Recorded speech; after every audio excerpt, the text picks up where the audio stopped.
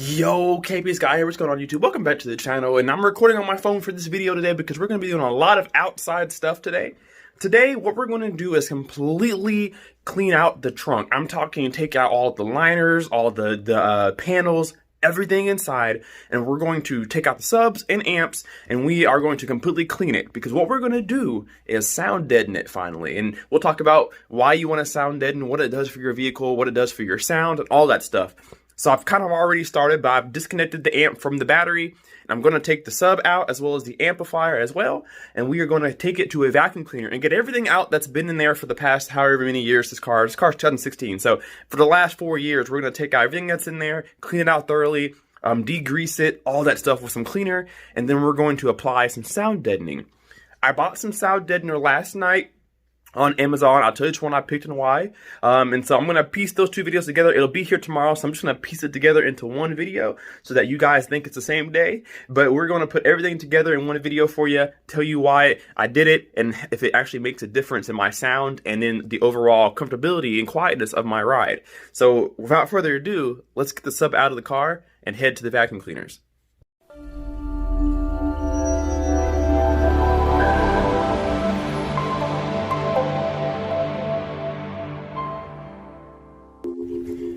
Alright guys, so we're running out of daylight, so we're going to make this pretty quick. But here's what the trunk looks like after you've taken absolutely everything out of it. All the liner, the spare tires here, all that stuff. Took out the amp, subwoofer of course. Took out most of the cabling, all the wires. So this is what the trunk looks like. And it's actually really tough to get some of this stuff out. But you want to make sure when you're doing this to be careful, because these edges on this metal is really sharp. So if you need to wear gloves, definitely do so. Or just make sure you're being really careful. Most things are held with little clips, so you definitely need a clip. What do you call those little plastic clip removers? I guess that's what they call them, clip removers. You need clip removers to remove them because they're stubborn, and you don't want to break any of the clips because you won't be able to put it back when you're done. But look all the mess that's in here over the years. Some pills, a phone charger, some pins, screws, a bottle cap, all this stuff. So we're going to take it to the car wash where they have free vacuums, and we're going to get all the stuff out of here right now. So let's go.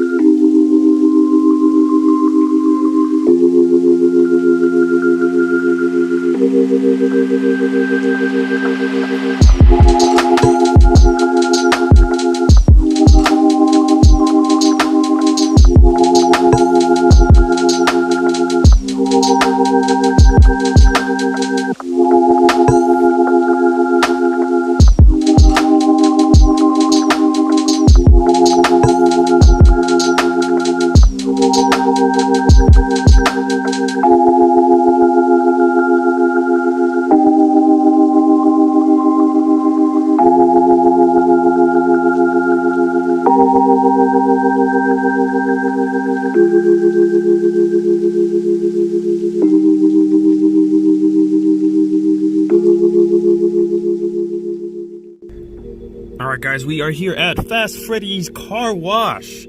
I come here often to get the car clean, come and grab a vacuum because they're free, and clean up the car every couple of weeks. So we're going to go ahead and get it started. You saw that trunk, we need to get that cleaned out. So let's go after it.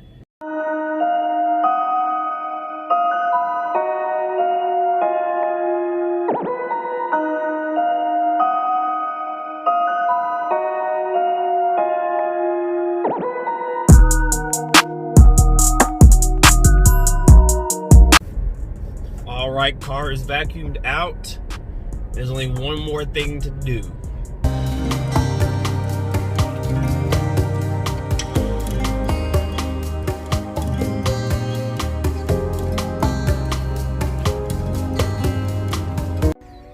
Alright, so we're back at the house, and I picked up some metal polish from Brasso, I guess you would say that. Brasso metal cleaning. It's going to do really well with scrubbing down this, and I also got some more microfiber towels so that we can get everything done. I got 2 of these, so we're gonna go ahead and get this undone. And all it says is just to kind of dab the microfiber towel with some of the stuff, and then just kind of wipe it down as usual. So that's easy enough, so we'll do that.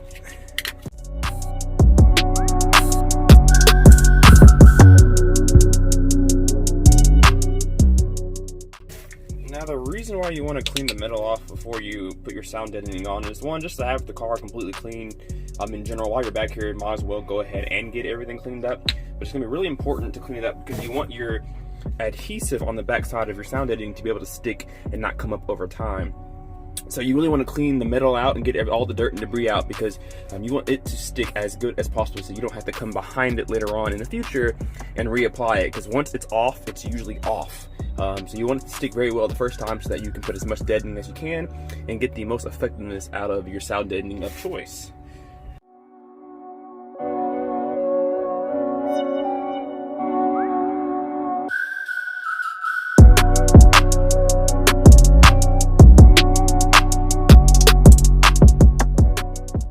Alright, so we're mostly clean for the most part. Got everything I could possibly get with the rag itself, so we'll come back tomorrow. We'll have the sound deadening come in and we'll reapply that all tomorrow.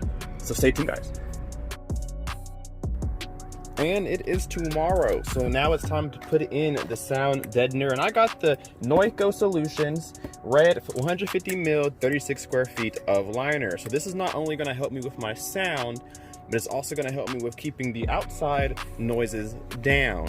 Now you're supposed to put like a dead mat underneath this first and then put this. This is actually a foam, but you're supposed to put a dead mat underneath it. I'm not going to put that on it because I'm not too worried about the outside noise. I just want better quality sound inside the trunk. So this is 36 square feet of sheet here. It's a foam on the bottom, or on top, and then on the bottom there is some heat adhesive there. It's supposed to be a top layer on top of some Dynamat, but I'm not gonna worry about that. We're just gonna sit here and place this around the trunk. So you'll take a sheet here and you can cut it, and it can curve and whatever, and you'll just kind of put it in the car like this, and then you'll put a piece here and a piece here until the whole car is filled. So we're gonna go ahead and do that right now.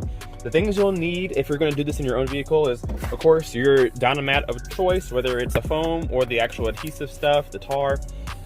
You also have a roller. I don't have a wooden roller, but I did have a paintbrush, which will do just fine with rolling it on kind of like this to keep it in place, nice and stick.